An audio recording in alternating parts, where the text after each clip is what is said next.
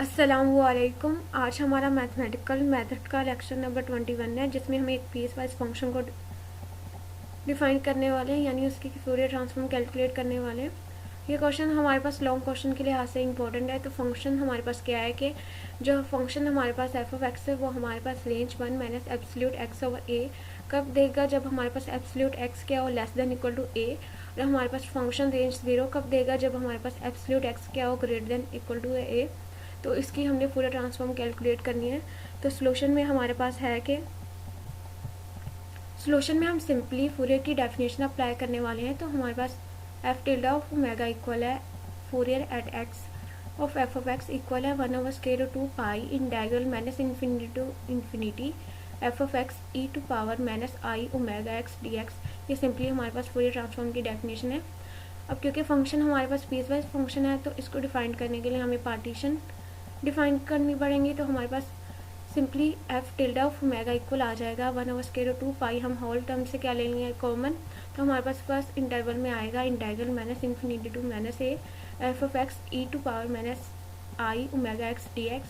Second हमारे पास interval में आ जाएगा integral minus a to a f of x e to power minus i omega x d x.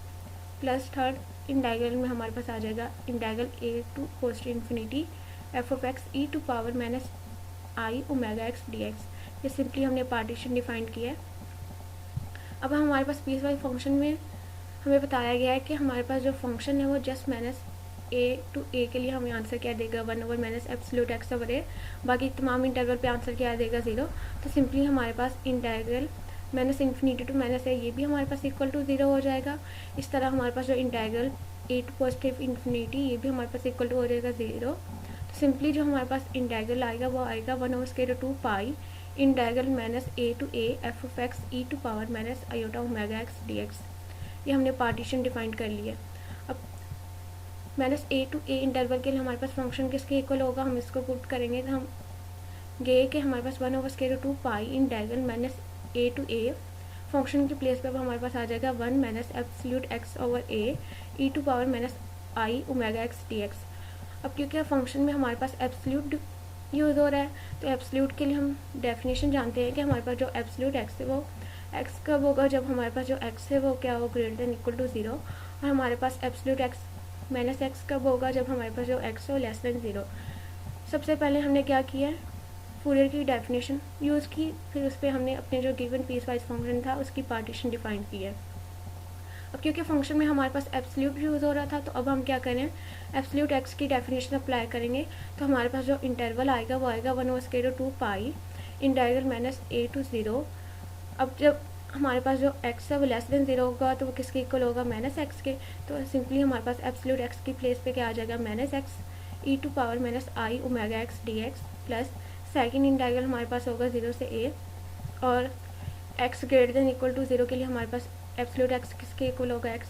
तो simply हमारे पास एब्सोल्यूट एक्स की प्लेस पे क्या आ जाएगा एक्स। तो हमारे पास आएगा 1 minus x over a e to power minus i omega x d x. ये सिंपली हमने एब्सोल्यूट एक्स की डेफिनेशन अप्लाई की है। यहाँ तक सिंपली हमने डेफिनेशन अप्लाई की है। तो नेक्स्ट टर्म में हमारे पास यहाँ पे माइनस माइनस प्लस में कन्वर्ट हो जाएगा, यानी 1 प्लस एक्स ओवर ए हमारे पास आ जाएगा। अब एक इंटीग्रल में हमारे पास जो फंक्शन है वो है 1 प्लस एक्स ओवर ए, और सेकेंड फंक्शन इंटीग्रल में हमारे पास जो फंक्शन है वो है 1 माइनस एक्स ओवर ए। तो इन दोनों फंक्शन को सेम करने के लिए हम क्या करेंगे सिंपली जो हमारे पास फर्स्ट टर्म है इंटीग्रल वाली उसमें हम क्या करेंगे एक्स की प्लेस पे माइनस एक्स रिप्लेस करवा देंगे। तो by replacing x by minus x in first term of right hand side we get 1/√2 pi integral a to 0। अब यहाँ पे हमारे पास माइनस ए टू 0 था, तो जब हमने एक्स को माइनस एक्स पुट कर किया तो ये हमारे पास माइनस माइनस प्लस ए हो गया, और 0 को जब हमने माइनस 0 किया तो आंसर अगेन हमारे पास क्या आ गया 0। तो सिंपली यहाँ पे हमारे पास इंटीग्रल आ गया a to 0 e to power minus i multiply minus omega x multiply 1 minus x over a d of minus x plus integral 0 से a e to power minus i omega x multiply 1 minus x over a d x. अब हम next क्या करेंगे simply जो derivative के साथ हमारे पास x है उसके साथ जो माइनस है उसको हम क्या कर लेंगे बाहर कॉमन ले लेंगे। तो हमारे पास आएगा 1/√2 pi multiply minus integral a to 0 e to power i omega x multiply 1 minus x over a d x plus integral 0 से a e to power minus i omega x multiply 1 minus x over a dx।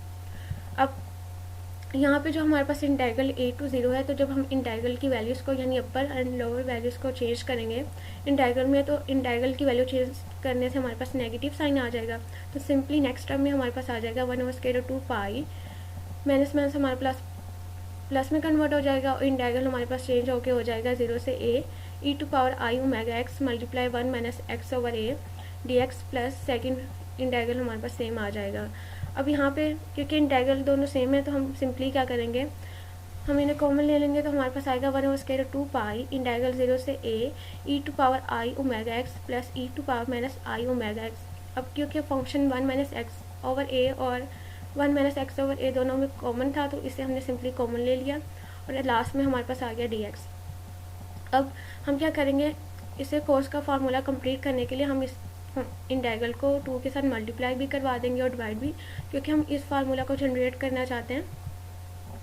तो उसके लिए हम जब 2 के साथ multiply और divide करवाएंगे तो सिंपली हमारे पास आएगा 2/2 पाई इंटाइगल 0 से a e to power i omega x plus e to power minus i omega x over 2 multiply 1 minus x over a dx। यहाँ पे हमने जस्ट सिंपली 2 के साथ मल्टीप्लाई भी किया और डिवाइड भी। तो जब हम ऐसा करेंगे तो ये सिंपली हमारे पास होल टर्म इक्वल आ जाएगी कोस ओमेगा एक्स के और 1 minus x over a dx हमारे पास वैसे ही आ जाएगा।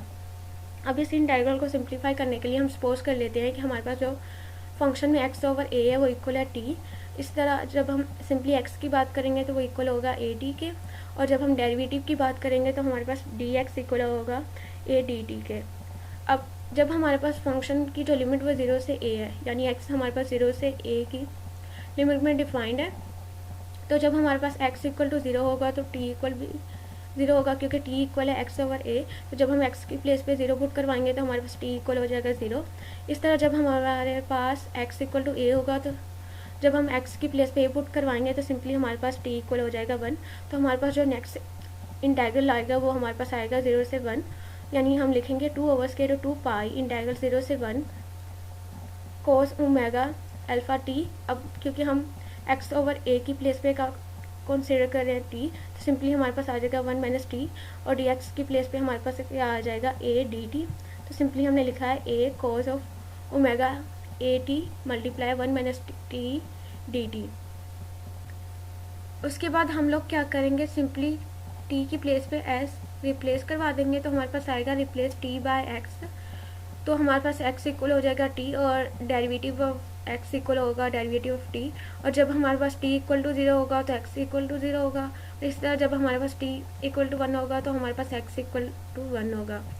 तो सेम हमारे पास इंटाइग्रल सेम वैसे ही आ जाएगा, यानी हमारे पास यहाँ से हम a क्योंकि कॉन्स्टेंट है तो उसको हम इंटाइग्रल के बाहर लेके आ रहे हैं, तो हमारे पास है कि 2a/2 पाई इंटाइग्रल 0 से 1 कोस ऑफ ओमेगा a x। अब सिंपली यहाँ पे t की प्लेस पे हमारे पास x आ गया है, और इसी तरह 1 माइनस एक्स dx।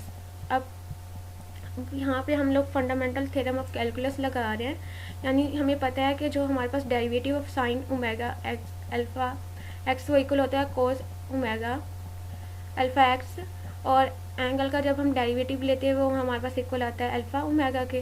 तो सिंपली हमें क्योंकि कोस अल्फ़ा ओमेगा एक्स की वैल्यू चाहिए, तो सिंपली यहाँ पे अल्फ़ा ओमेगा मल्टीप्लाई हो रहा है तो दूसरी साइड पे आके क्या हो जाएगा डिवाइड। तो हमारे पास cos alpha omega x equal है derivative with respect to x sine alpha omega x over alpha omega. तो सिंपली जब हम यहाँ पे fundamental theorem of calculus use करेंगे, यानी हम डेरिवेटिव को इंटीग्रल के अंदर लेके आएंगे, तो हमारे पास cos of omega alpha x की प्लेस पे आ जाएगा derivative with respect to x sine of alpha omega x over alpha omega d x. अब यहाँ पे हमारे पास जो इंटीग्रेशन हमने लेनी है वो एक्स के रिस्पेक्ट लेनी है, और यहाँ पे हमारे पास एक्स के दो फंक्शन है तो हम इस पर इंटीग्रेशन बाय पार्ट्स अप्लाई करेंगे, यानी डेफिनेट इंटीग्रल के लिए। तो हमारे पास डेफिनेट इंटीग्रल की डेफिनेशन होती है कि integral x not to x1 u of d v equal है u v limit x not to x1 minus integral x not to x1 v du।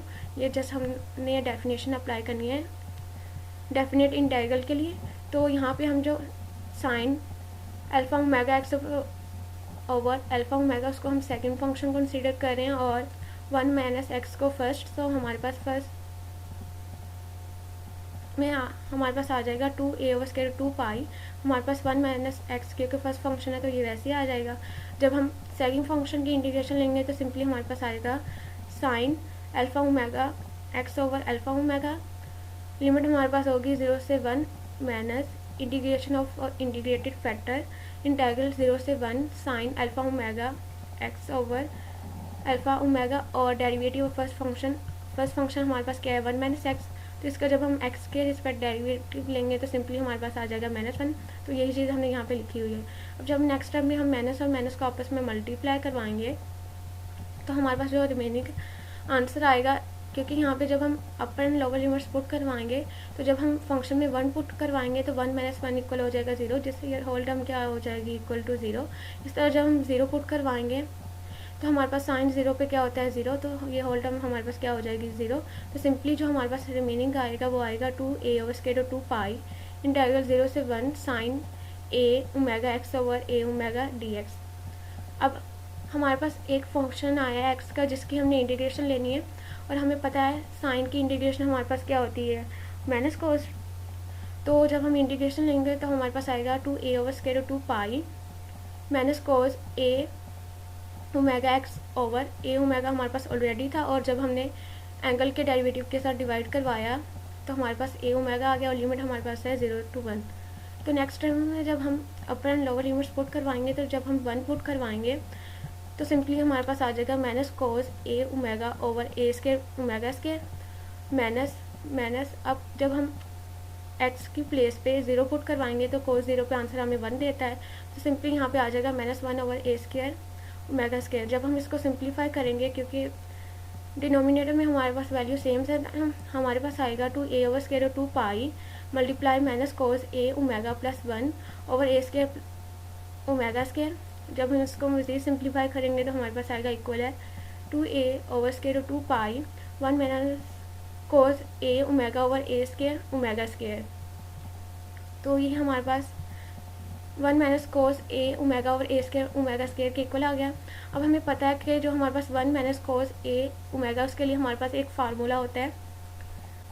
अगर हम डबल एंगल आइडेंटिटी की बात करें तो हमारे पास कोस 2 अल्फ़ा इक्वल होता है 1 माइनस 2 साइन स्क्वायर अल्फ़ा के, और अगर हम हाफ एंगल आइडेंटिटी की बात करें तो उसके लिए हमारे पास कोस अल्फ़ा इक्वल होता है 1 minus 2 sine square alpha over 2। अब यहाँ पे क्योंकि हमारे पास हाफ एंगल आइडेंटिटी यूज़ हो रही है तो उसके लिए हमारे पास फार्मूला यूज़ होगा हाफ एंगल आइडेंटिटी का। तो जब हम इसको सिंप्लीफाई करेंगे तो हमारे पास 1 माइनस कोस अल्फ़ा इक्वल आ जाएगा 2 साइन स्क्वायर अल्फ़ा ओवर 2। अब हमारे पास यहाँ पे अल्फ़ा की प्लेस पे क्या है a ओमेगा, तो जब हम इसको अपने फंक्शन में पुट करवाएंगे यानी अल्फ़ा की प्लेस पे a ओमेगा पुट करवाएंगे तो हमारे पास simply 1 minus cos alpha omega equal हो जाएगा 2 sine square of a omega over 2 a square over omega square, और 2 ओवर स्क्वायर 2 पाई हमारे पास वैसे ही आ जाएगा। अब एक ये फार्मूले वाला 2 और जो हमारे पास ऑलरेडी 2 था ये मल्टीप्लाई हो जाएंगे हमारे पास 4a over square 2 pi sine square of 1 over 2a omega over a square omega square. जब हम इसको सिंप्लीफाई करेंगे तो यहाँ पे हमारे पास 4 मल्टीप्लाई हो रहा है, तो हम सिंप्लीफाई करने से इसे हम लिखेंगे कि a over square 2 pi sine square of 1 over 2a omega over 1 over 4a square omega square.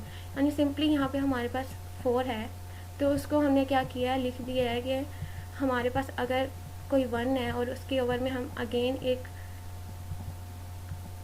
Over ले लें 1 ओवर 4 तो ये सिंप्लीफाई हो के हमारे पास अगेन इक्वल टू 4 आ जाएगा, यानी हमने इस टर्म को इसमें कन्वर्ट कर दिया है।